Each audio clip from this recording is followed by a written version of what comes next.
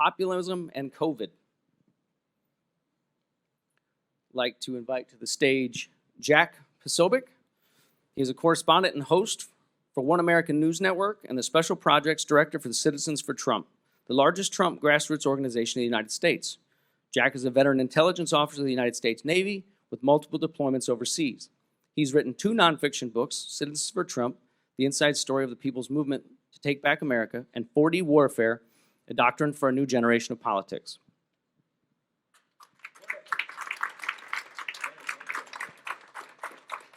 David Silverman was an atheist activist for 24 years, serving as president of the American Atheists and executive director of the Atheist Alliance International.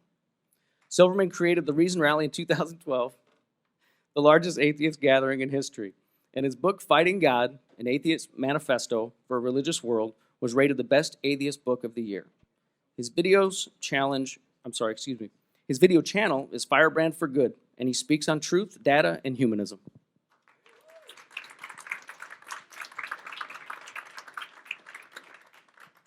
Then there's this guy, Mike Harlow. Mike Harlow is a writer, artist, and filmmaker for NYC.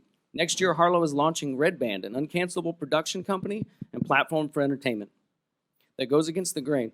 Harlow is ardent in his activism of free speech, nonconformity, and challenging the culture of the pious LGBT establishment, taking the homo out of homogenous.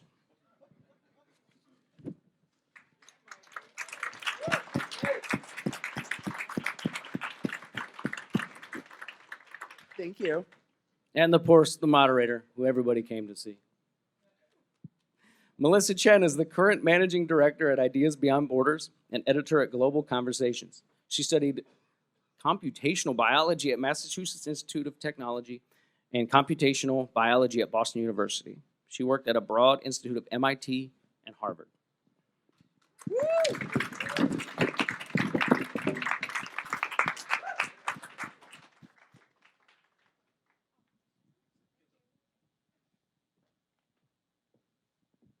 Thank you. Thanks, Justin. Okay, is this on? Well, thank you guys for being here. Very, very glad to be able to moderate this panel. Just wanted to say also that I found out that Jack is actually completely fluent in Mandarin last night. So, 欢迎. Yep, 早上好，谢谢. And just like Jack is a veteran of the United States Navy, Dave is a veteran of the war on Christmas. So thank you. And Mikey is a really good friend of mine. We're actually friends in real life, and he's one of the funniest people I know. So, all right, let's get cracking. Today, we're here, and it's kind of almost jarring to be in person because we've all been cooped up at home for better part of 2020. So, as if why not talk about the actual thing that has been dominating news cycles for the whole year? We're going to be talking about COVID and populism, which is actually a pretty big deal because this year it's an election year. I'm going to kind of define populism first, just so that people kind of have an idea. We're all on the same page before we get in. Populism tends to have a very bad name in the press, but what it really is it's a political doctrine that sort of supports the voice and the rights of sort of common people against an elite class. So that's the definition we're going to go with. And by the way, the elites can be anything from like the media, government, institutions, basically. People in power. All right, so before the pandemic, let's go back to sometime in January, February. I happen to notice that populists were the first ones to kind of sound the alarm. They said, we got to take this seriously. And I'm meaning Mike Cernovich, Steve Bannon, and Nassim Taleb, who wrote The Black Swan. These are people who are populist in their ideologies, but they were also the ones who kind of, went against the grain because the media kind of failed on this, and so did government. Why do you think that is? Why do you guys think, we can start with Jack or you with David, up to you guys, and kind of go, maybe let's go down. If you have something to add, we'll just have the conversation like that. It'll flow. Yeah, so I was actually working with those guys very early on this, and from my perspective, it was interesting how So I come to this as not just a, sort of a member of the populist community, but also, as you mentioned, I've been a very long time a China analyst. And so reading the Chinese internet, Chinese social media, that's always been something that I've kind of had one hand in, even along with everything else that's going on in the world. And I remember in early January, there were all of these posts suddenly coming up out of Wuhan, talking about lockdowns and some kind of virus and some kind of illness.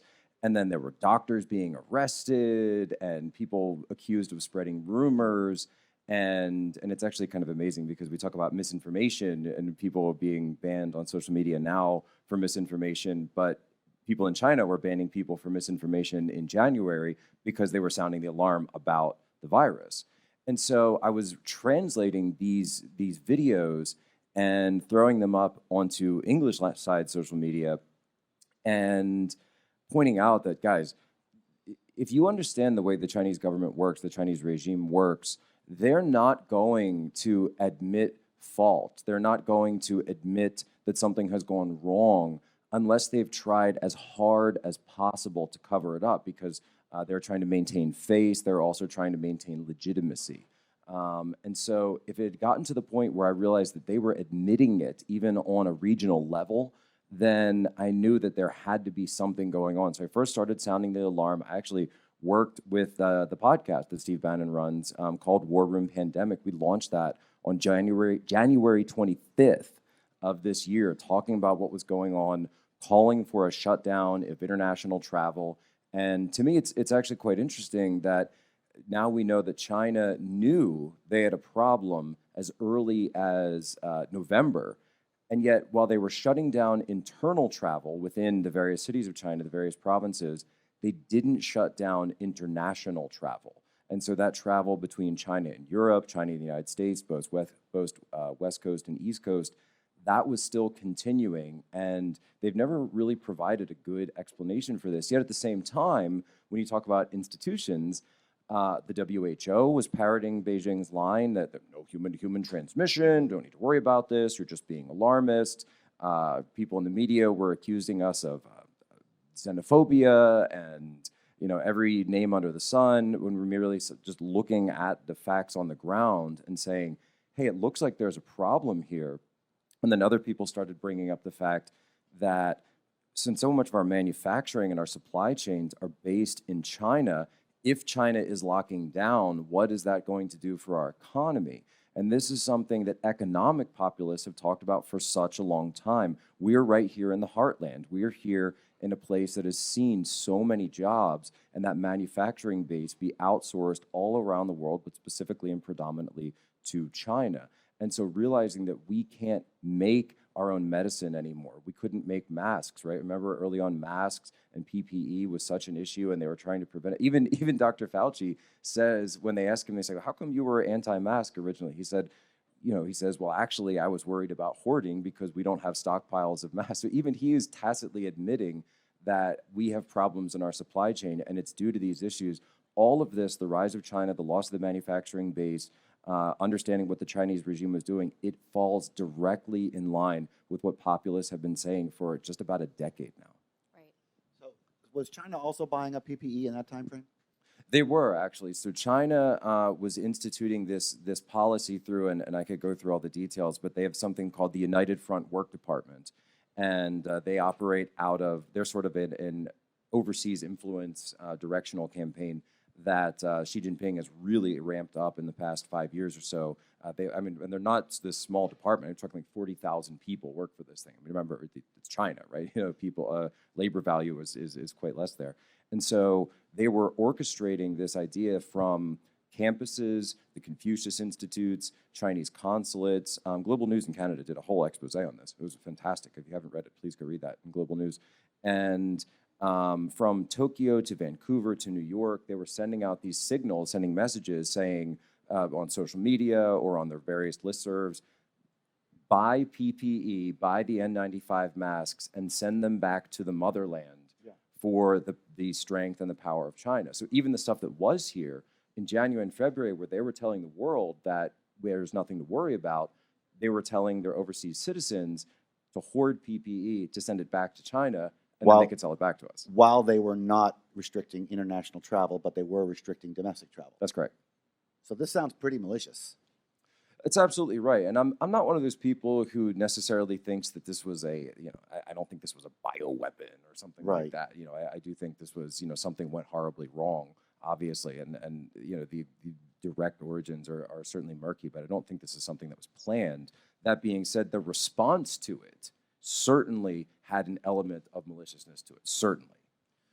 So I'm going through this process. I was far left, and then everything blew up, and I started moving over to the right as a result, as I started to become more and more aware of the dishonesty coming from the left. And what has helped me along this, very interestingly, is that I cut the cable cord in January. Just coincidentally, I cut cable, and this has been really instrumental to me, because now I don't listen to networks. I don't watch networks anymore. I watch videos. I get my news from videos. So all of a sudden, I've gone from watching MSNBC or CNN and sometimes Fox News to being able to watch what Fox News says about this and what CNN says about the same thing and what MSNBC says about the same thing. And then I can look at the raw footage. And this is what's been shoving me over to the right fairly well.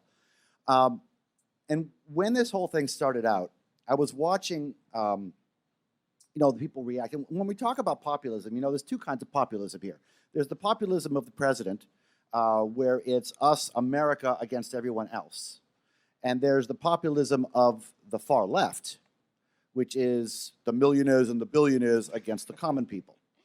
And and of course, the millionaires and the billionaires, well, one of them's in the White House, right? So I kind of watched this trap happen. What I saw when the populist leader of America said, everything's all right, there's no problem, because that's what populist leaders do. That's what Bolsonaro did too. And then when it turned out that COVID was a real thing, the other populists snapped and said, aha, and started, and so that's kind of really, it's really pushed the divide between us. We've got competing populisms in this country. Left and right. We've got competing bad guys, and one of the bad guys is in the White House for one of the populists. For one of the one of the bad guys is in the White House, and when he makes a mistake, that's why they close on him. That's why there's such an attack on him. So I mean, it's just been really interesting to me to watch the left explode every time the right does something a little bit off. And they're just, I don't know where it's going to go from here.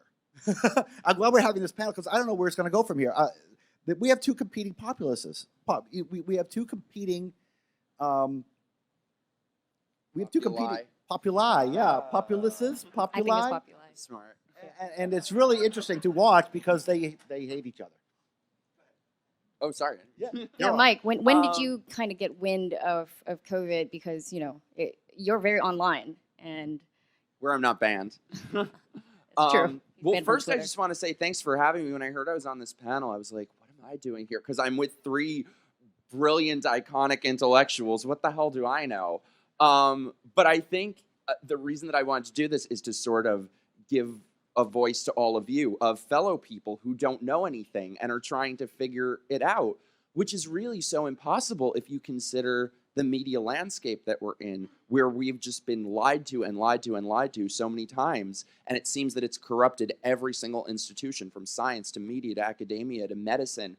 How does one educate themselves on this? So that's sort of what I hope to get at. But no, for me, I hate to admit, but I was totally one of those people who initially was like, oh yeah, whatever.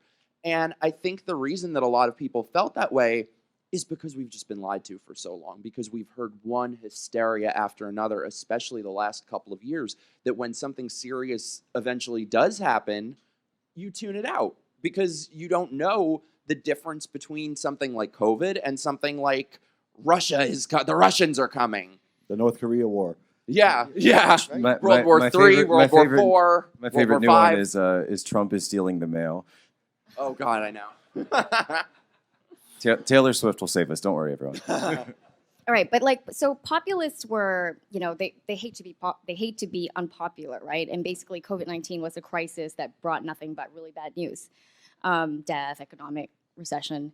But the thing is that now that we're in the midst of the pandemic, it looks like the populists were able to kind of react early, right? They caught it, but the problem was governance. So if you look at populist countries like Brazil, Bolsonaro's Brazil, or even Trump and Boris Johnson to some extent in the UK.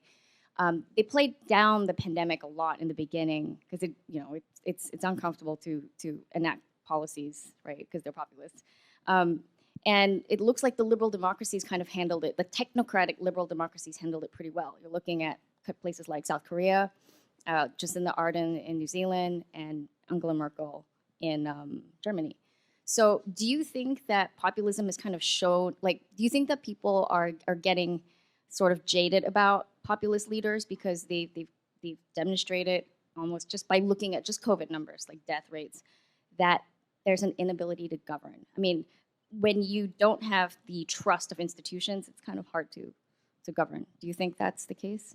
No, it is to an extent, but I do become very wary of when anyone is comparing country to country situations, because there are so many apples to oranges situations. I mean, the United States is not Europe. The United States is certainly not New Zealand, which is an island.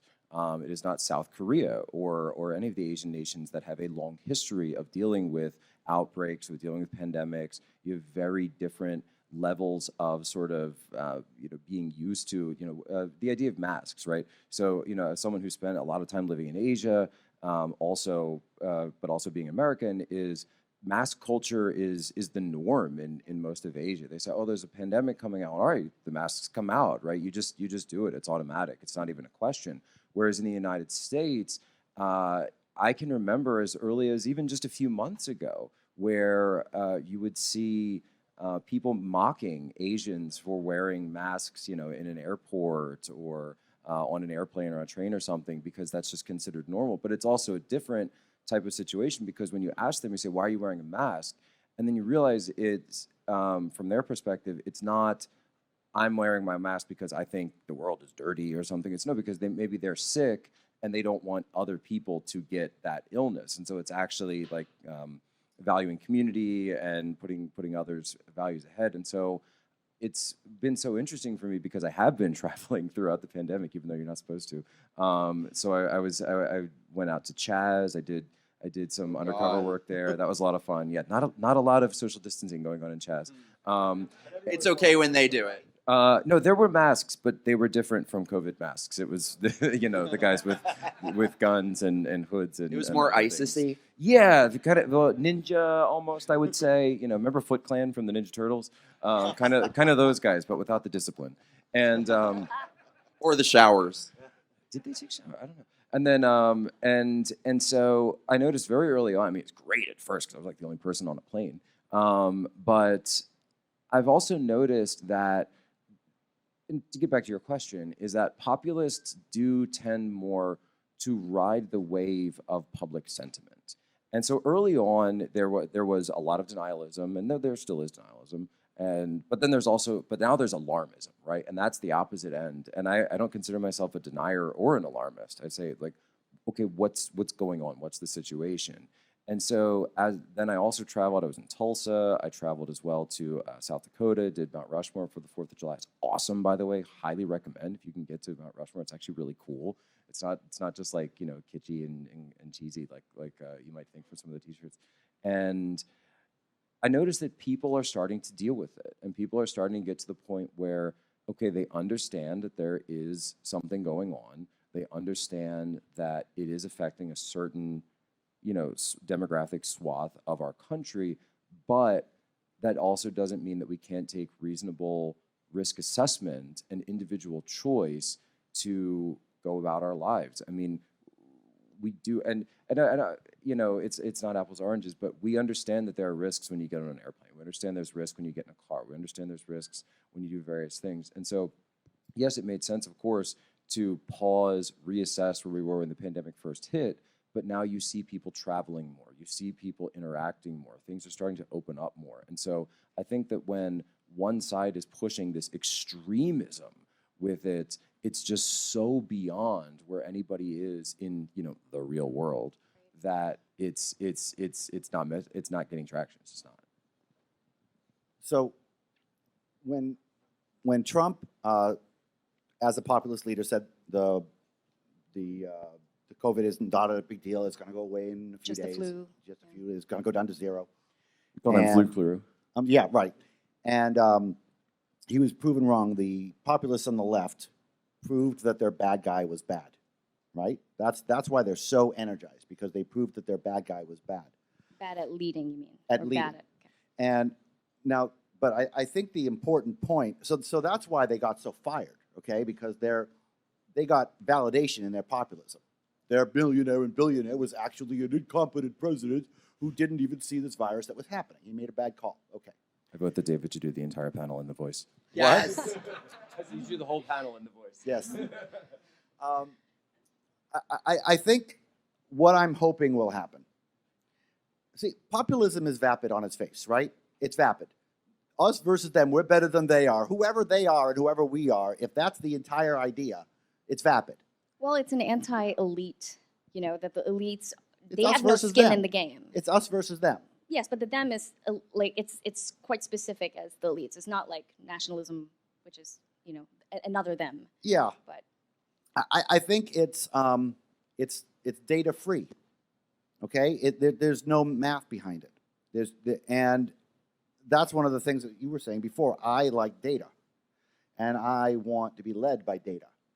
I don't want to be led by emotion, and I think that I hope that what people are going to see is that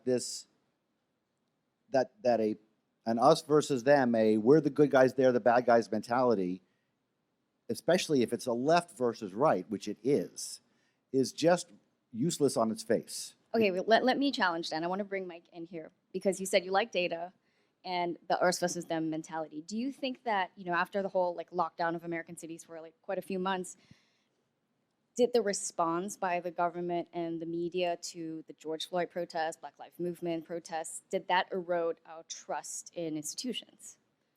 Of course, but it couldn't have done that alone. The trust has been eroded and blown up and destroyed for such a long time coming. And I disagree a little bit because I think that you can find data to show that all of our institutions, so many of them now, are so corrupted and all believe the same things and are all pushing things that are just not true. For example, when, 100 medical groups signed a letter saying that it's totally fine to go protest for Black Lives Matter, but you can't have a picnic of 6 people. So to me, that kind of is data to show that these institutions can't be trusted. And for me, there are definitely different types of populism. For me, it's a little bit difficult. I don't want to discount one side or the other, but it is a little bit difficult to take leftist populism seriously when they control every entity in this country. You mean Good point. culturally, like the cultural institutions? Every media? corporations, media, academia. Okay, so that's a good point. So they're clamoring against the millionaires and the billionaires, but they're still in control. And they are the millionaires and billionaires. Honestly, what don't they control? And that's a big thing because I used to hate Trump. I hated Trump. And at this point, I can't wait to vote. I'm going to pull that lever with my middle finger. But but that was a big thing that decided my vote for this election, is that if you look at every powerful entity in this country, corporations, media, academia, Entertainment, everything. Hollywood. Yes, Right. everything. Except the federal government, they are all in alignment. They are all pushing the same party, the same ideology. They all want more control and more censorship. And for me, I feel like, can you imagine if we then put the federal government in alignment with all of those? Yeah, so for me, and I'm not supposed to be talking about this right now, but so my wife is here. She's periscoping right now, and she is actually an immigrant, and she's originally born in Belarus, and so we see what's going on in Belarus right now, and it's so incredible to me that when we saw not just the protests here in the United States, but the violence, the incredible amount of violence that was going on night after night. I was in Chaz. I could tell you about the violence, guns stuck in my face. And then the institutions would come out the next day and say, oh, a peaceful protest was held, and it was just so peaceful, and everyone was nice, and they were, chanting, and garlands of flowers were flying down from the skies, and meanwhile, as you were saying, you can see the videos night after night after night, and I thank so much the guerrilla journalists that are going out there Hello, every Andrew. single night that are in harm's way, that are getting tear gassed at sometimes, but they're getting us this footage, and that's, maybe people on the left, I don't care. If you're there filming, you're doing a public good and a public service. Yet we're told that those are peaceful.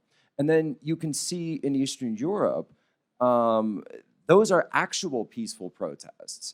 And those are actual people that are going out and standing up in the face of this communist leftover regime.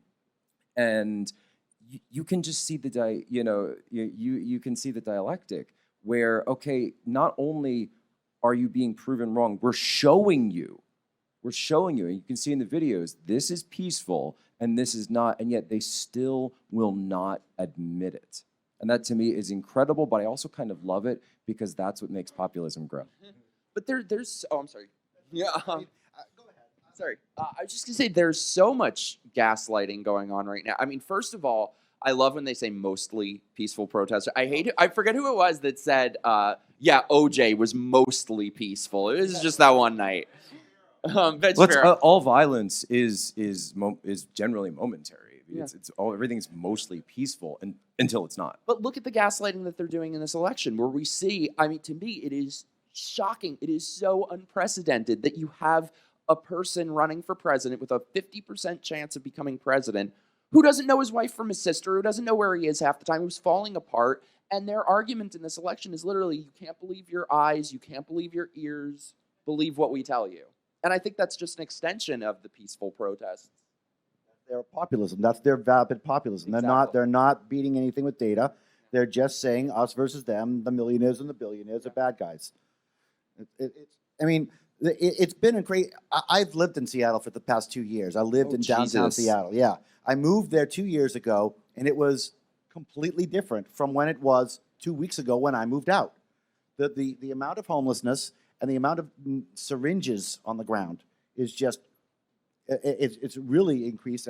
And Third Avenue, which used to be a little testy, was, all boarded up, all graffitied, all closed. And the news never talked about it. We literally had a group of baseball bat wielding thugs walking through the city at night, smashing windows and mailboxes and public property. The cops knew, the cops watched, but the cops were under order not to interfere, and none of them were arrested. No charges were filed. It's insane. I give so much credit, by the way, to Carmen Best, who's now the former Seattle police chief, for what she did. So when they, I know this is like totally off topic, but we're going there anyway. So sorry, Melissa, baby T. And she was ordered by the city council to fire 100 police officers, and she said she wouldn't do it. And the next day, she filed her resignation papers.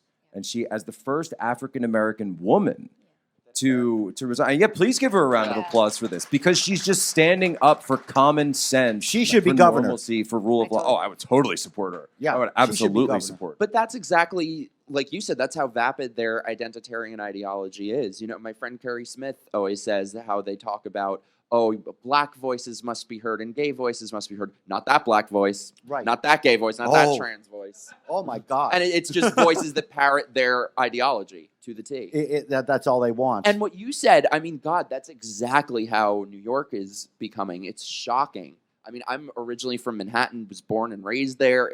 It's insane what's happening to the city. And their solution is to fire cops. Yeah. And The I mean, solution is to First fire of all, cops. if anything, am I the only? Am I crazy? Am I the only person who thinks that we should be giving cops more money? Yeah. I mean, I think it should be a job that is very well paid and very difficult to get. Well, you actually, this goes back to Singapore. That was the idea, is that if you pay public servants more, you get a better quality of public servant, rather than if you pay them less, then you get people who are sort of settling for that yeah, job. it also weeds out corruption, and basically the Prime Minister of Singapore's pay is pegged to what a CEO would make.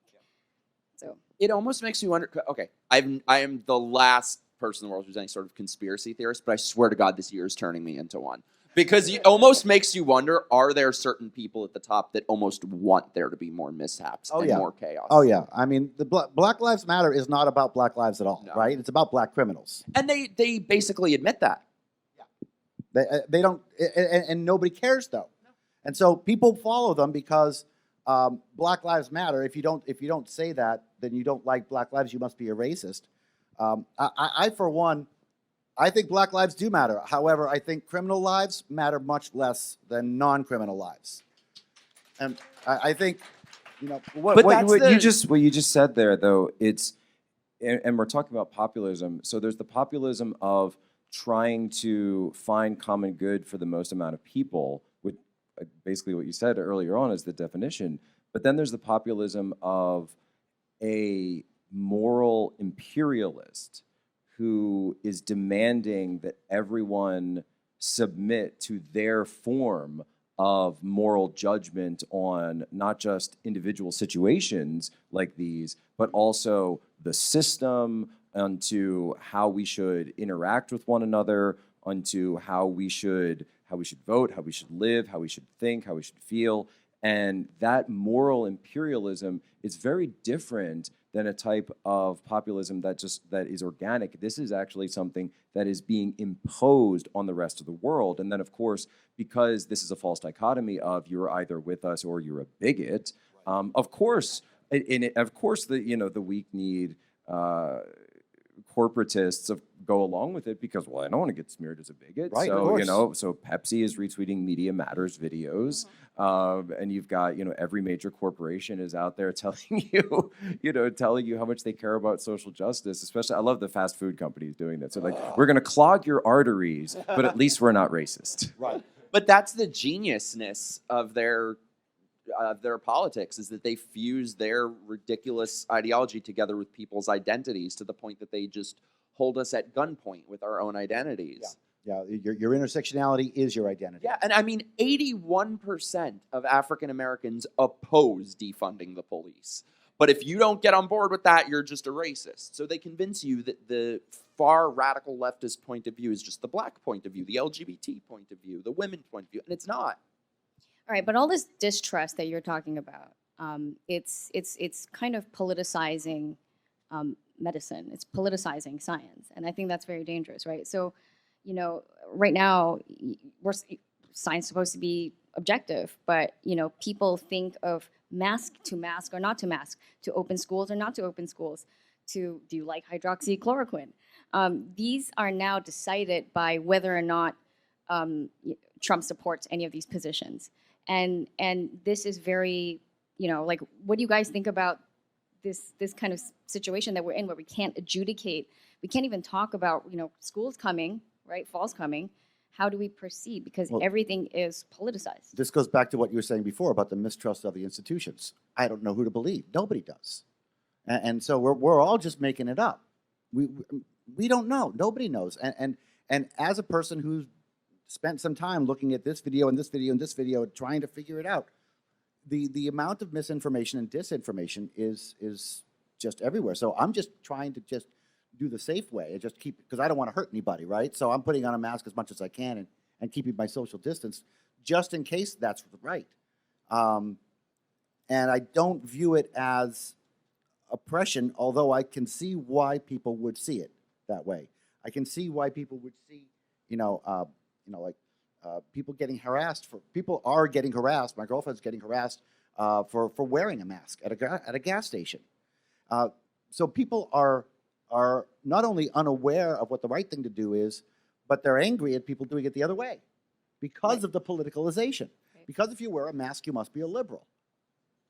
Right. And And Or so if you this don't, is well- compounding the problem. It's just making the problem worse. Well, see, there's actually something that preceded the politicization of science, and that was among certain stripes, the deification of science, where there are people now who, and you find a lot of them on Reddit, if you spend a lot of time there, who, the I Love Science crowd, and they pour over every Bill Nye video, and they've got their bumper stickers, and, I actually was one of those.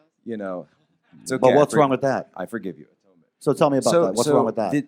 Because science is about exploration.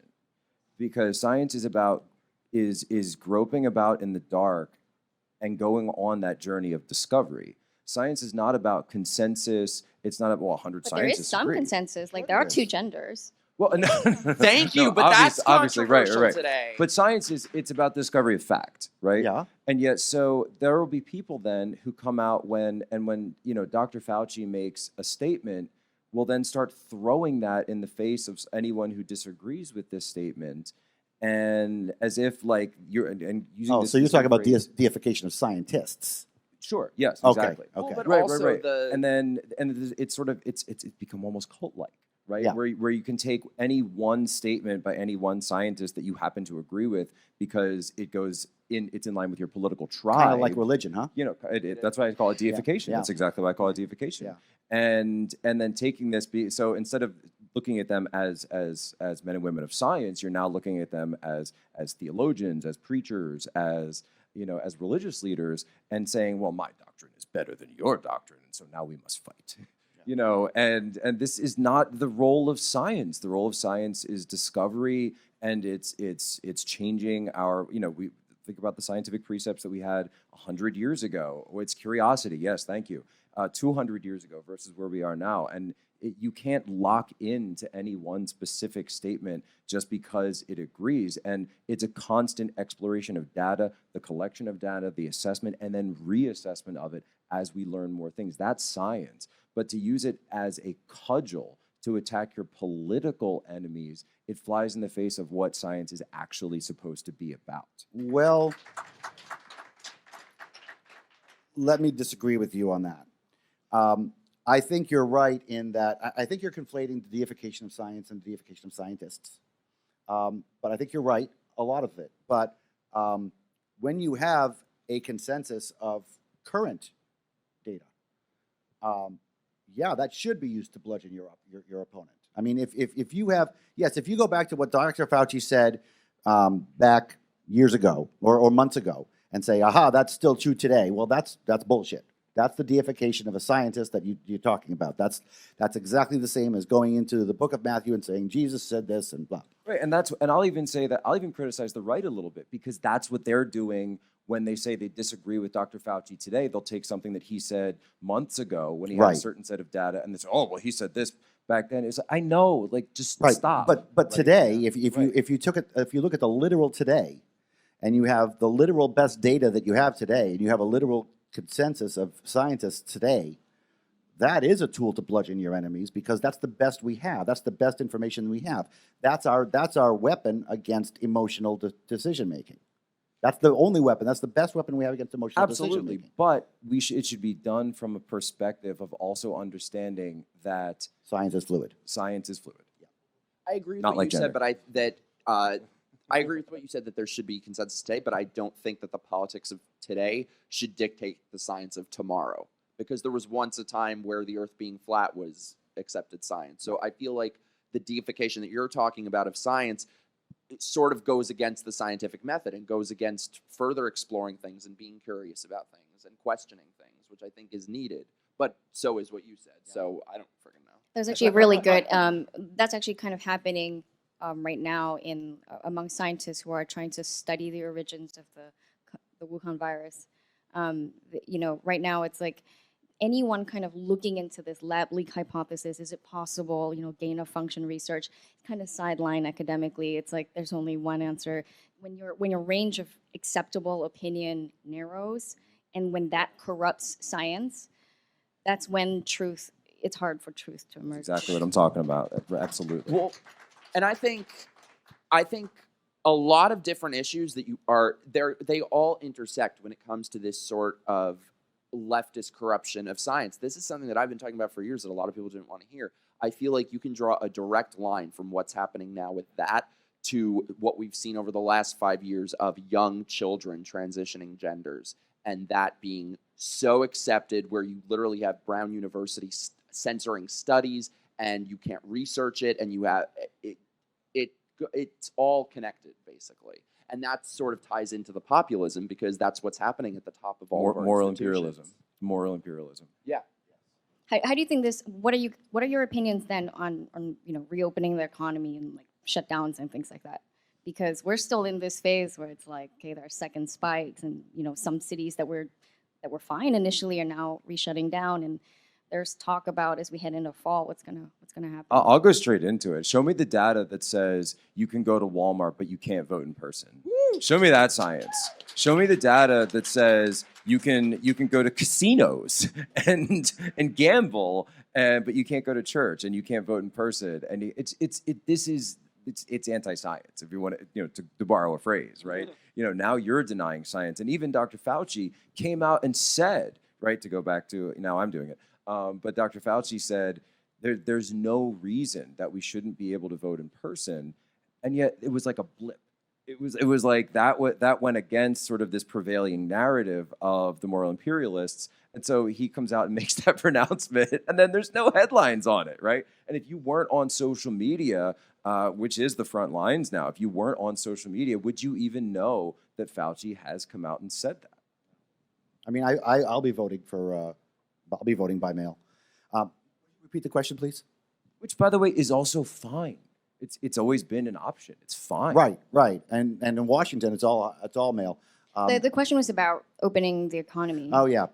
So I'm a left guy. Okay, I'm a liberal guy, but I've got a pretty conservative view here. Okay, we've got a 99% survival rate.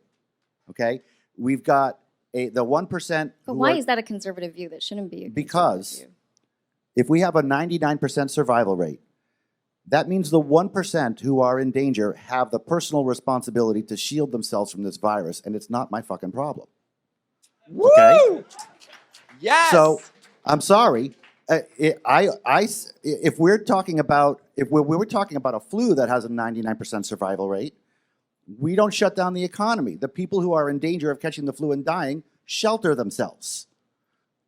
I'm sorry, it's not my responsibility. I'm taking responsibility for myself and my household. If I get COVID, I have a 99% chance of surviving. I'll be fine. There's a 40% chance I won't even know I've had it. That's my choice to make. My arms are gone. They're gone. Okay? I used to have big biceps, and I can't go to the gym, and it's pissing me off. So, I mean, I know this is an unpopular viewpoint because it's callous, right? It sounds callous. And I don't want to dismiss the fact that people are dying. They're dying at 1,000 people a day. That's 1,000 lives a day that are being lost from this. These are the people who have comorbidities, okay? Very, very few healthy people are dying from this. So, well, you said this is unpopular, but I'm not even sure. It might actually be the populist position to want to open Is it the unpopular? economy. I mean, I'm not. There's nobody in my household or in my orbit that is sensitive to COVID. There's nobody in my orbit that's going to die if they catch COVID from me. I'll wear a mask when I go out. I don't have a problem with that at all. I don't have a problem with that at all because I might be asymptomatic and I don't want to spread it. Yeah. But at the same time, I don't think that we should be shutting down the economy. I don't think we should be holding back schools. I don't think we should be doing this. But think of what the elites are promoting, right? Like, yeah. I mean, there is a split. Obviously, the right wants to open in general, like on average, and the left does not. The left doesn't want to open because their populists and their evil bad guy is Trump. They probably don't want to open because, they'll open November 4th. Exactly. Well, if the economy is bad, they know Trump's not going to get reelected. So. Yeah. Right. So what you say is, and I would even take a more of a quote unquote traditional liberal perspective on this is if you're someone who does have these, look, it's been 8 months now. We know so much more about this thing than we did back in January when I was translating videos out of China. So we know who's at risk. We have a much better understanding of that because we've done the science, we've collected the data. So if there are those people, then I'm perfectly fine with supporting them, with raising public funds to support those people to be able to say, look, if you've got to pull out of the workplace, then if there's some type of social safety net, some type of insurance for senior citizens, for the care that they're getting, set that up. For the love of God, stop putting infected patients in nursing homes with healthy people. Please stop doing this. If it is still going on anywhere, it's like the most common sense thing you could think of. And then going forward from there, yes, with basic protections, have the PPE, make that available. Look just how far we've come in 1 year. There's places right around here where we're all sanitizing our hands more, we're washing our hands more. Like, do you spend more time washing your hands now than you ever did, right? I think we're all doing that, right? So the awareness campaign actually worked. It worked very well. And so we've been able to flatten. I remember it was 15 days to stop the spread. Then it was 30 days. We got to flatten the curve. It's been flattened. So if we've got to keep our foot on the brakes just a little bit, but you turn the ignition. You turn the ignition, but the brakes are still there if you need them. Yeah. Here's what bothers me. Like you said, do you guys remember the phrase 15 days to flatten the curve? It's been flattened. Here's what bothers me is that you have millions of people whose entire lives, careers, livelihoods were wiped out overnight. And we are not even part of the discussion. It is not even up for debate with these people. Here we are, 6 months later, with no end in sight. And we are given no answers. We are given no time frame. We are never told how long can we continue on this path? And when this started, I saw people saying, oh, these lockups, this quarantine could last for years. It could last the rest of our lives, and that's okay. We have to just adjust to that and get used to it. Bull fucking ass shit, I'm not getting used to that. So... Well, the goalposts changed, right? It's not even part of the discussion, though. I mean, and that's not even getting into people's mental health. 25% of adults 18 to 24 since quarantine started have contemplated suicide. How many hundreds of thousands of suicides and deaths of despair have we had? And it's not even a question. It's not even part of the discussion. Yeah. I feel like the goalposts don't definitely care. moved too. So, if you're looking like in the There's beginning. like one infection now in some of these towns, and it's like this banner headline. We had an infection. We have to shut down everything again. New And it's Zealand, right? They went know. 100 over days and no cases. All of a sudden there were like 2. And then they had this toxic shock, just shut down the whole country again. And for two cases. I remember a time when we were told that the reason why we had to shut down and lock down was because we wanted to make sure the ICUs, we had enough capacity. Precisely. record That's what it low. was always about. It was about capacities. It was about ICUs. It was about relieving pressure on our healthcare system, right? This is what, if you go back to I'm from Philadelphia originally. The 1918 Spanish flu hit Philadelphia terribly. And it was because they went over capacity and people were dying in the streets, and it was just horrific. And so the idea was, okay, we're going to keep our hospitals as empty as possible so that they can deal with this because our personnel can deal with this. That's what it was always about. If they can keep it at capacity while we're reopening, then why would we still lock down? I think it was initially about a virus, and I think at a certain point it became a giant power grab. And the virus itself is getting lost in it. I feel like there's almost a comparison to 9/11 with it, where 9/11 was obviously a very real thing. People died, but then that was used to justify all sorts of horrible things. The Iraq War, the Patriot Act. That's exactly what's happening now, I think. All right, and actually the last question before we head to the Q&A portion of this. Right now the recession looks to be over for the rich. The stock market, housing market is booming. And the other day I looked at some data and it showed that sales of private jets are soaring. So Gulfstream has actually outsold Boeing for the first time in history. And so, the question Round of here... applause for the 1%. Absolutely. Oh, thank goodness. Thank goodness.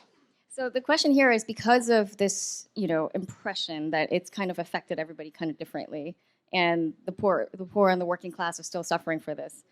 Do you think it's gonna further entrench populism, because even though, even if people might have had the impression that, okay, maybe populists couldn't govern, they didn't manage this pandemic really well. The problem is that the inequalities and the economic powers, the way they're going to be concentrated post-COVID, it might deepen this need for populists again. A friend of mine is Adam Townsend, and he said, he had this great quote. He said, "Which came first, the pandemic or the bailout?" Because it seemed like the capital injection into financial markets came even before the pandemic really started breaking out on our shores. And even though it had already started in other parts of the world, and he's called it the fastest roll-up of power in history, because we're looking at so many. You can walk around Milwaukee and you can see places going out of business, and yet Jeff Bezos just keeps getting richer and richer day after day. And this inequality is going to create political pressures in this country that will convert more and more people into populism, sort of regardless of what anyone says about it. It's what's going to happen. That's going to be the net effect of this. And so whether or not the government or the elites, the sort of government elite complex decides they want to turn a blind eye to those feelings and those emotions, is going to dictate what type of popular reaction is going to happen. And I'm afraid of that. I am. I'm afraid of that. I think when you think about the long-term effects, when you think about the income inequality, then you actually bring in when you bring income inequality and the left is talking about it, you bring in the racism aspect, okay? Because poor equals black, and black equals oppression. So when you bring all of that in, and you combine it, who is the guy who tweeted, "I'm social distancing on my huge yacht," and then he had to delete the tweet? Yeah. Who was that? Billionaire. He was in Mauritius or something. Yeah, it's some and everybody, and so that kind of shit is, you're right. It's inevitable. He's right, and I'm afraid of what the ramifications are of that, because I don't know where that's going to go. I don't know if there will be a cry for redistribution. There will be a cry, and it'll be backed up by Black Lives Matter and racism. And if you don't believe in redistribution, you're a racist. It's all going to be a big mess, and it's all coming. Which is why I think it is so crucial for the other side to address these issues that they've ignored for decades. Like, it makes me so happy to hear people like you and Trump now talking about issues like income inequality and the disappearing middle class, because I've always felt that people like Bernie Sanders or the Occupy Wall Street movement, I've always felt that they hit upon some very valid issues. It's just that their solutions are batshit fucking crazy. So I think it's really important that we offer solutions to that, or the only alternative will be that. And I think that with the Republican Party, that's sort of been a constant recurring theme of theirs, that when they don't like Democrats' solutions to a valid problem, they just wash their hands of it and ignore it and offer no solutions. And we can't do that anymore. You silence this stuff and the pressures don't go away. And so then the question becomes, do you go Weimar Republic or do you go October Revolution? Yeah. For a while, it's felt like a choice between bad ideas on the left or no ideas from the Republican Party. So I think that's starting to change now, though. I think this has woken a lot of people up to it. And also the decoupling. I guess the economies are going to, especially with anti-China sentiments so high now in the United States, and people just wanting to decouple our economies around the world. So in the struggle between populists and globalists, so to speak, the pandemic is probably going to shift the sentiment towards the populists. Yeah, and I think there's also, to use the vernacular, the coronavirus has been an incredible red pill for a lot of people, that the government can't save you. The government is not always going to get everything right. So whether that's the government of Donald Trump or the government of Andrew Cuomo, that they are not going to have all the answers. And it's incredible to think, but in the normie world, right?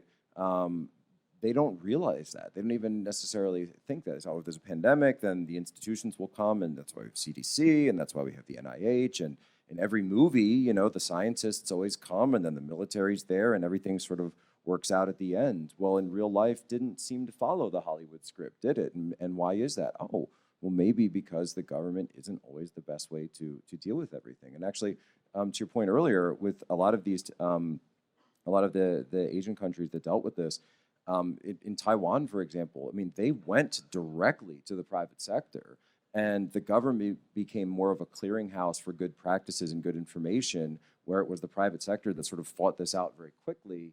And then when they found the best solutions, they distributed very quickly, and that was the end of it. So I think, there's about half an hour left, so I think we should open it up for questions so that it's more collaborative. This is supposed to be a discourse anyway. Let's get some civil discourse going on. Hey there, guys. My name's Adam. So I'm going to talk about, I'm going to ask you guys a question on right-wing, left-wing populism. It's not going to be necessarily COVID-related, but it's still between left-wing and right-wing populism. So a lot of big corporations got on left-wing populism, which is, I believe, is like things like social justice, activism, and stuff like that. And I think a lot of corporations like Nike are using that to mask some of their horrific labor practices in developing countries. Because even though, they've gone woke, the stuff that they're still doing, the abusive labor practices in Bangladesh and other countries, are still there. Do you think that they're using this to mask some of their abusive labor practices that got suddenly swept under the table that Democrats used to champion? And they're using that to counteract some of the right-wing populism, which is trying to onshore many of these jobs back, but that would then shrink their profit margins. Absolutely. Yeah. I mean, I think that's the thing about this sort of social justice warrior ideology is it's basically an Instagram filter for humanity. It covers ugly pockmarks and zits with this pretty filter to cover it with, but they're still there, and the problems are still there, and it's a way of diverting attention from that. The Occupy movement, and actually, if you look at the original, like 1999 or Battle of Seattle, the WTO, right? These folks were protesting globalism. They were protesting corporatism. They were protesting the IMF and the World Bank, and they were protesting the 1%. And now all of a sudden, the 1%, the corporatists say, "Oh, we're just going to parrot your values, and we're going to post something on Instagram." And suddenly say, "Yeah, I love you, corporation. You're my best friend." And they immediately stop. And then they go attack somebody else. And that's something where, and this is what you were speaking to, where Trump and right-wing populism have become sort of a punching bag for the populist left and corporatism to sort of channel their energy and redirect it away. And I just wonder if there's any folks who remember, were members of the Occupy movement from about, it was a decade ago at this point, and then say, "Hey, wait a minute, didn't we used to fight against you guys? Like, why are we on the same side now?" I mean, I had a conversation with a preacher maybe 3 months ago, and he was a preacher who managed one of my old debating opponents, and he told me, "I hope someday that we get to argue about something as low and unimportant as whether God exists again." Wow. I mean, that's what he said. I mean, we're on the same side now. We So put true. that stuff to the side. Yeah, he believes in a man in the sky, and I don't. Let's talk about free speech. Yeah. Let's defend free speech. I'm The answer to your question is absolutely yes. It's virtue signaling, and it's a mask. And a lot of corporations are doing it. I see the virtue signaling, everywhere. When I go on Amazon and I see the Black Lives Matter movies listed there, it's all virtue signaling. It's all to hide it. And one thing that we all must remember is it's not just corporations doing it. Human beings do it too. Real shitty human beings out there are carrying the anti-racism flag because they are hiding shit in their closet. It's always people who virtue signal are always covering up their own utter lack of virtue. Quick funny story. This just happened to me the other day. But this person was who I used to. I think we went to high school or something, and she's commenting, using all these slurs, "you fag," all this stuff because I defended J.K. Rowling. And so you look at her page, and every single thing: Black Lives Matter, Trans Lives Matter. Her description is literally, "I believe in equality and human decency." And I realized, I'm like, wait, didn't we go to high school? Her name sounds familiar. I remember her. So I search back at my Facebook, and I look at why I unfriended her, and I see a screen cap of her post. This was from like 2012, 2013, right before social justice became the trend. And I see her post that's like, "This damn N-word cab driver, N-word, N-word, N-word." I'm like, That's the thing, is that it's a cover. These people, if the moment that they have a disagreement with somebody who happens to be gay or black or any sort of minority, you will see that when people see other human beings primarily as their race, gender, sexual orientation for positive, progressive reasons, eventually the ugly, bigoted, hateful reasons beneath that will reveal themselves. A lot of this is so it's you get something called the white savior complex, and the white savior complex is actually just white man's burden from the 19th century, which has been updated for the 21st century in social media. So it's this idea that only white people can save these poor, unfortunate colored people from their circumstances. I mean, and this was actually, when they talk about colonialism, this actually was the avowed reason for so many people that that colonialism was required, because of it was quote unquote white man's burden, Which is basically just racism. Yeah, exactly. Oh, and I just want to say too, I'm so happy to hear you talk about corporatism, because I really think it is time that we have a mass educational campaign to the public on the difference between corporatism and capitalism. Because thank you. Nobody, especially kids in colleges and schools, of course they're becoming socialists. I understand why it happens. They don't know what capitalism really is. They've grown up under this system where there are different rules for each of us. And it's time we have a return to actual capitalism. Well, and that's I would love to, and that's a problem with the education system. That's where it's too bad Peter's not here, because he could get Wait, into a so rant. is that also why all these students are joining OnlyFans? No, that's because they're just fucking whores. I mean, from one whore to another. excuse me, seeking arrangements. Seeking arrangements. Okay, great conversation so far.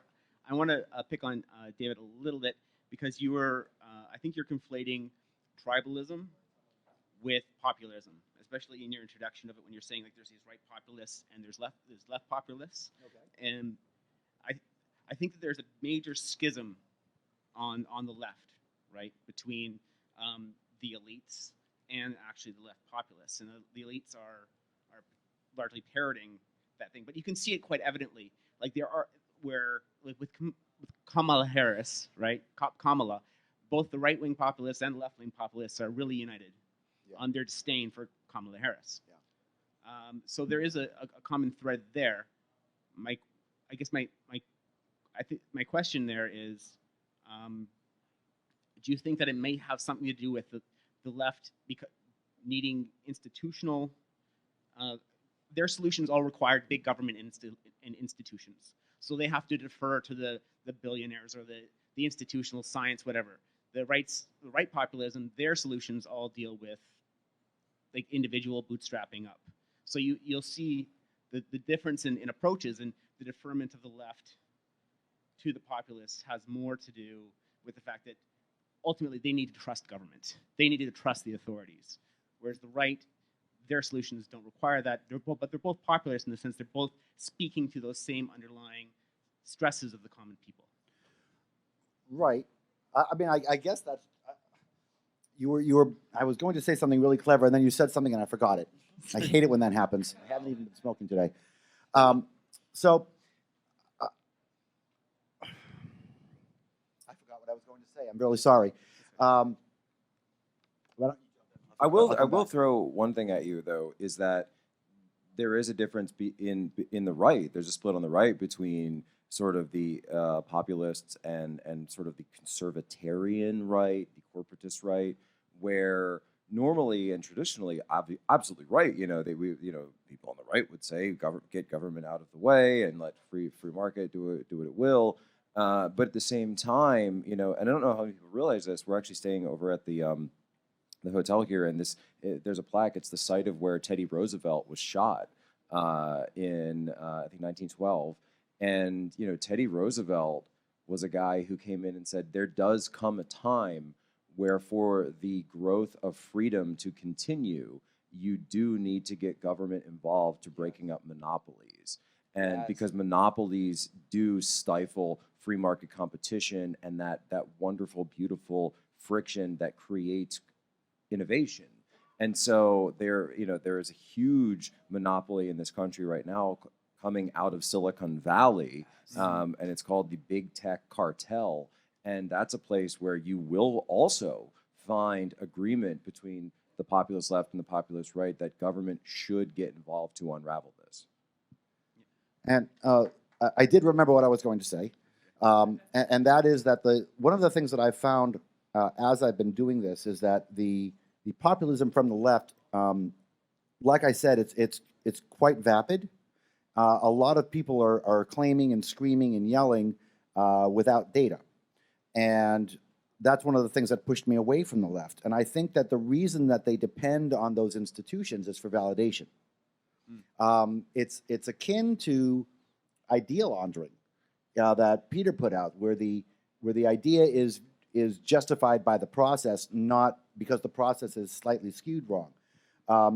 If you have a populist left with an ideology, and that ideology has no backing to it, but major corporations adopt it because those people are run by elite leftists who don't want to be called racists, that legitimizes the ideology in and of itself.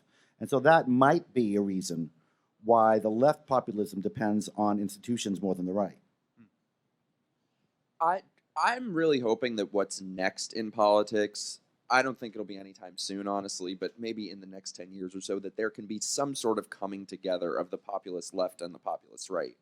I think before that happens, the identitarian radical left just needs to be totally burnt to the ground first. But I do think there is a lot of overlap. I have a friend who's like the biggest Bernie Sanders supporter, but he's not woke, he's not a socialist, where he said to me, it feels like we're on the same side. It feels like we're fighting for the same things. And I feel like that's true in a way that, you know, whether you call it the 1% or the deep state, many of the targets of our ire can be and should be the same. And I've heard a lot of people arguing about whether Kamala Harris, whether she's a far left radical or if she's a neoconservative, whatever. She's simultaneously both and neither, because I feel like these sort of labels of left and right are ultimately becoming meaningless. And what really matters is, are you an authoritarian or are you a libertarian? Are you a populist or whatever? What's the answer? Or corporatist? Thank you. I'm brain dead. But yeah, I think that's ultimately what matters more. Go ahead. Okay. Hi, I'm Chris. I've been here a few times. Hi, Chris. Hey. Please pardon my crippling social anxiety. I've had a rough year. I feel you, bro. So we were talking about wealth injections, right? In the light of the COVID. Yes, I apologize. We were talking about wealth injections in light of the pandemic and COVID-19 and all of our resources being pretty much whacked out of orbit. I'm pretty sure we're seeing already one of the largest redistributions of wealth in history. I've seen money changing hands from private corporations to governments, from governments to the people, and it's really hard to track all the money, but it is what it is. I think I'm seeing a trend of like a sliding scale based upon the disasters and relief efforts that we have in our country. I'm from Michigan. A lot of the stories you probably heard about COVID patients being sent to retirement facilities came from my state. Thank you, Governor Whitmer. Excuse that. Cuomo, too. Oh, boy. Can't remember where I was going with this. No. So in light of this, I've noticed that there's been severe budget cutbacks to send these stimulus packages and all these unemployment checks out. We've cut policing by, I want to say we cut about 25% of our policing budget. I don't have the exact figures on me, but I remember having to go through this with my girlfriend. What are your thoughts on this? I don't don't know what you'd call it, like a redistribution of wealth. Is this something that you've already seen? Like, is it something that you'd be comfortable calling? Well, what you're redistribution of wealth? really seeing, even more than that, is that we're now seeing a redistribution of ownership in this country, because we are seeing now that because people haven't been able to make they can't make rent payments, they can't make mortgage payments. You're seeing the brick and mortar stores, mom and pops, going out of business. And then who's able to come in? It's Bezos, it's Wall Street, it's Paul Singer, it's these vulture capitalists that are now able to come in, and maybe we should use the word corporatist for them, but they're able to come in because they have this essentially free money that they've been given through these wealth injections, that they can gobble up all of these properties. They can gobble up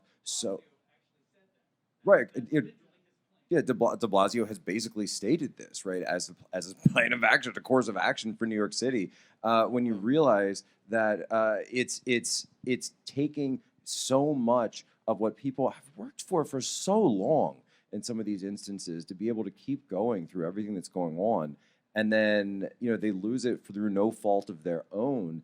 And regardless of necessarily what your feelings are on the situation, it's going to create social pressure, and it's going to create income inequalities. And when you see that Gini coefficient get ratcheted up, and the Gini coefficient tracks income inequality and distribution in a population, that's when you see destabilization, that's when you see government corruption, that's when you see crime in the streets. And back in February, believe it or not, back in February, I said, if this doesn't stop, we are going to see LA riot type events happening across the United States in major cities. And come this summer, look what happened. That's where we're at. I think that's pretty much all I can get out right now, but I do believe we're missing a certain B word. But that's no. Farewell and have a nice day. Thank you so much. Am I stupid? What's the word? Hi, Thomas. Hey, love the discussion that we're having here. Hey. So Yo, hey Thomas. I'm about to throw a word bomb here onto the stage. So, as school is starting to open up now, certain states are debating what institutions need to open, what institutions should stay closed. Different states have different policies depending on the politics. While the following institution I'm going to mention has certain programs, depending on the specific program, that could help people in local communities, people in need, various matters like that. In the United States of America right now in the age of COVID, if you are maybe in a blue state and you're trying to say that we should only keep essential businesses open, are churches essential? No, they're not essential. People like churches. There's nothing essential about a church. The only thing that a church, I got to put on my old hat here, right? The only thing a church is good for is going out of business and maybe paying property taxes afterward. I have not swayed in my opinion at all that churches are useless and toxic and really, yeah.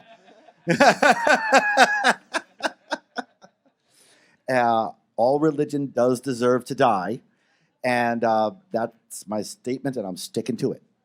I wouldn't expect you to say otherwise. That being said, the First Amendment to the Constitution grants churches the freedom to stay open. And if you are, as a government, are enabling, by the way, other institutions or other organizations to be open. So we talked earlier, Walmart. We talked earlier about casinos. And if they're able to stay open within certain social distancing guidelines and with certain recommendations to stop the spread, and then you're singling out churches, that actually does go against the First Amendment protection. I do agree with that.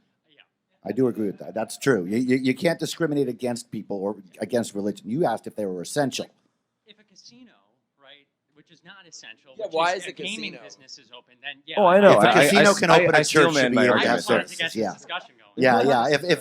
If a casino's open, I mean, if we can have this, why in the world can't the church do exactly this, right?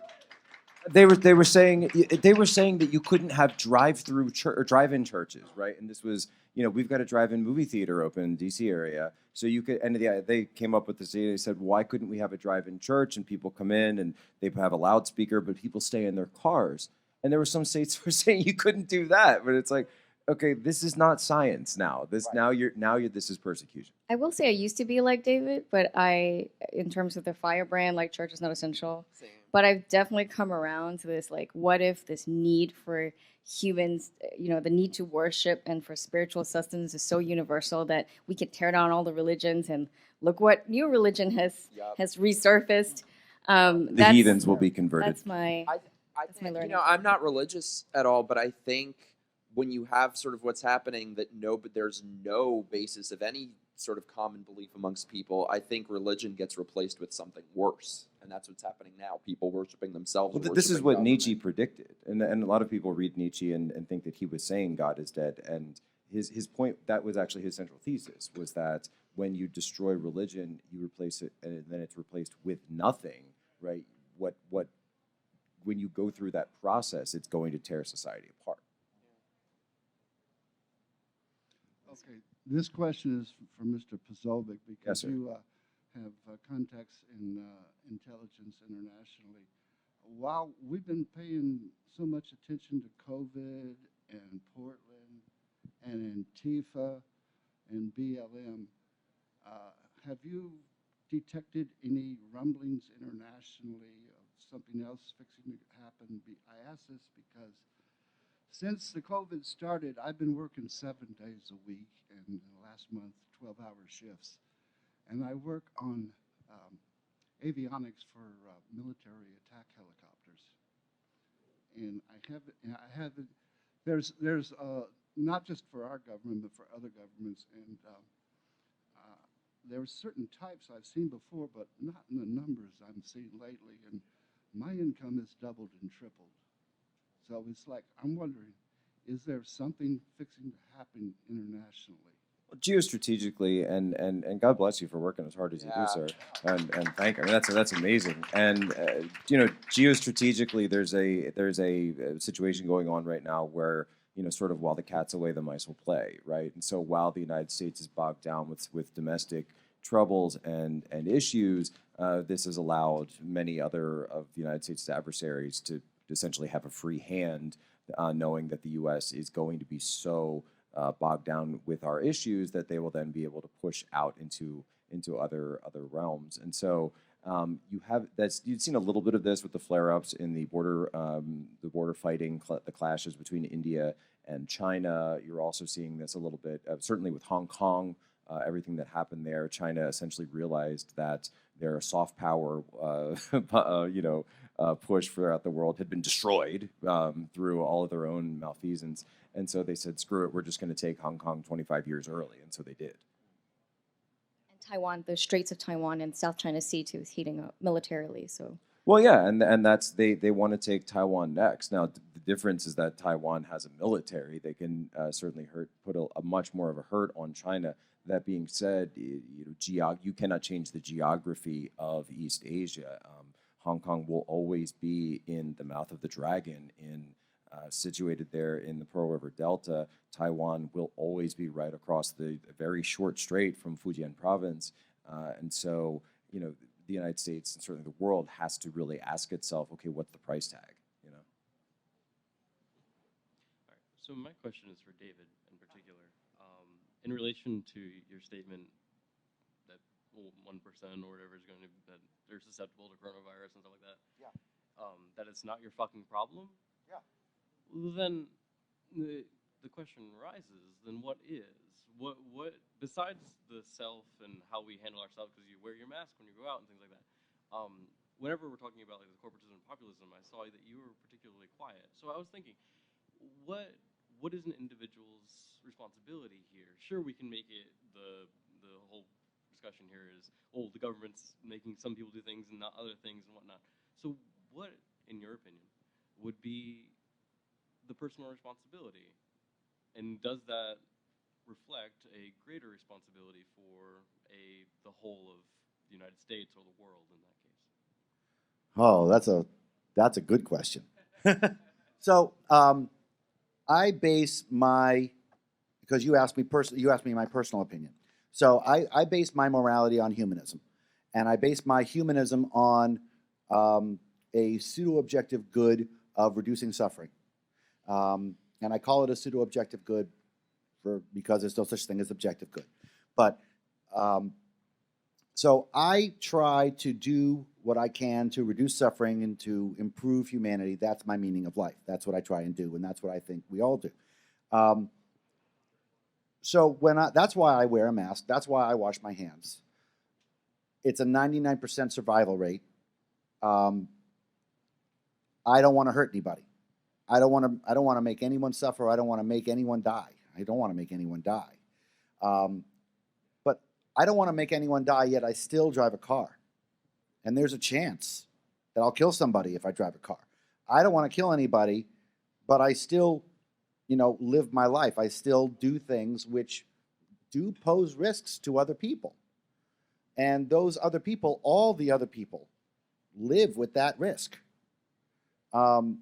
So I think the personal responsibility is mitigating other people's exposure to the best of your ability without losing, there's a gray area there. There is a gray area. We all make the same, like I said, cars. We could stop people from dying in car accidents tomorrow. All we have to do is outlaw cars. But we're not going to do that. So we all make the collective decision. Yes, people are going to die in car accidents tomorrow, but I want to drive my BMW. Okay, we all make that decision. And we all make that decision about multiple things all the time. And this is one of them. This is that sliding scale. Where does the I'm going to protect other people line cross with I'm going to live my life line? And those other people have the personal responsibility of protecting themselves. I may have been too crass when I said it's not my fucking problem. But it's not my problem to protect your grandmother. Okay? I want to protect your grandmother. I don't want your grandmother to die. But it's not my responsibility to protect her. It's not my responsibility to wear a hazmat suit so your grandmother can go to Walmart. If your grandmother is susceptible, she shouldn't go to Walmart. And if you're going to expose her, you should take the precautions for that. If you live with her, especially if you live with her, and that's something that we all must do. This is that place. This is one of those places where we have to balance our rights and our personal interests against the personal safety of others. And I believe the key variables in that is humanism on my side and personal responsibility on everyone else's. The way to solve pandemics is easy. I can solve them quite directly. We're all going to now live in pods, and our bioelectrochemistry will power a large system of a virtual simulation that we'll all be hooked into, and that will keep us safe from not only pods but also various other pathogens. I mean, you can go down that path, right? And that's Don't give them ideas. Right. This is going to be in the DNC platform now. We will be fed a nutrient paste made from insects. No, I agree with you, though. I think the best thing that you could do for others and for your community is to be good to yourself and to be responsible with yourself. All right, we have 5 minutes left, so I just want to make sure both of you get your questions in. Okay, quick question on, again, starting with David.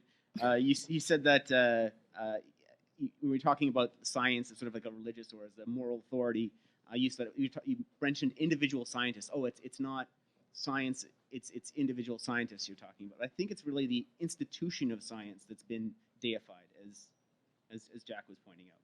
So, and this institutional deification, I don't know if anyone's familiar with like the tradcons, but they have this notion of they call it the cathedral, where it's the social institutions. Like there's this consensus of the elites, and that's what you can't go get. So like Melissa said, with her observation that going into or investigating the research on the origins of the virus, it's very focused on what conclusions scientists are allowed to reach or what research will be funded for that.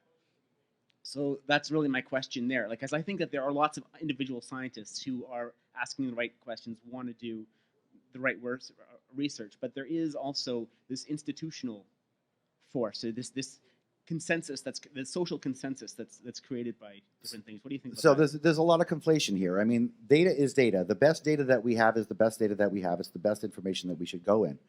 But there is that factor that you're talking about. Again, I'll just talk really briefly about what Peter Boghossian wrote in the idea of idea laundering. The idea is that peer review itself has been corrupted. Peer review has been corrupted. If I write something and I want to submit it to peer review, the idea is that I'm going to submit it to a whole bunch of people who are going to try and prove me wrong, and then they fail. And when they fail to prove me wrong, it's considered that I'm right. But the way it is now is that I submit something, especially if I'm far left, I submit something on the far left, and instead of them trying to prove me wrong, they just decide if they agree. And that peer review is a different, very corrupted, very one-sided, very non-scientific peer review that really dirties the water and messes everything up. And I think that goes to what you're saying with corporatism, with corporations defining and deciding what science can be reviewed and what science can be pushed. And that is definitely a corrupting factor. My problem is that science is still right as it gets. The institution of science is kind of a vague thing for you to say. I understand where you're going, but I'm still quite married to the idea that the best science is the best answer that we have. That's the best data. But yes, because we must consider the fact that some other data might not be presented to us. Some other data might not even be mined for us. And I mean, remember in, as early as, or I should say as late as the early 90s, there was no science that smoking causes cancer, right? This was the corporatist line again and again. I remember that. And I think we're talking about the same thing essentially. And we may not have all the right terms for it yet, and we'll get there. But it's this idea that suppressing of data and suppressing of science and getting science to the masses because of this cathedral effect, that is what we need to fight against, and that is a pro-science view. Right, and so this is the nuance that we have to worry about. It has to be, if we're going to fight against corruption in science, we have to do it with a pro-science view. Absolutely. We can't say, okay, well, science is bad because it's corrupt. Right. Let's go to religion. We can't do that, and there's going to be a push for that. Somebody's going to say, aha, your data is corrupt. Let's ditch all the science. We have to do this with a pro-science view so that we keep looking for data. We don't dismiss the data that we have. I want to get to the last really quick. First of all, great first panel. You guys are great. Thank you so much. As a public educator for over 3 decades, I've watched the teachers union slowly bite off their nose to spite their face. I think they're going to finally do that. One of the major things I think we're going to see is way more school choice coming out. Yeah. I was just curious, aside from school choice becoming much more popular with people that were formerly on the left, what other major type of impacts do you see in the next 5-10 years of those type of issues that are going to be like, wow, how did that happen to some people, and other people, obviously, this is why? I mean, I think cities are done. I think that's it. I mean, the concept of the city is done. I think people are certainly going to move out if they have the means.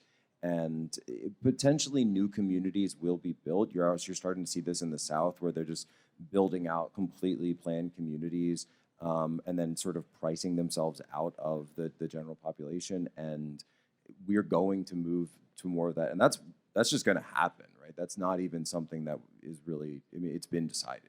It's going to happen. I mean, they're just chasing us out of there. It's insane. There's no way to basically exist or even to be able to afford to today in cities. I mean, I think in the near future, I think Trump is going to be reelected, and I think they're going to be more shocked than they were last time. I think religion's going to go further out. I think religion's going to go further down. And I'm really happy about that. I am, however, worrying about what you both said about what's going to be the response to that. And I'm very worried about the rise of wokeism.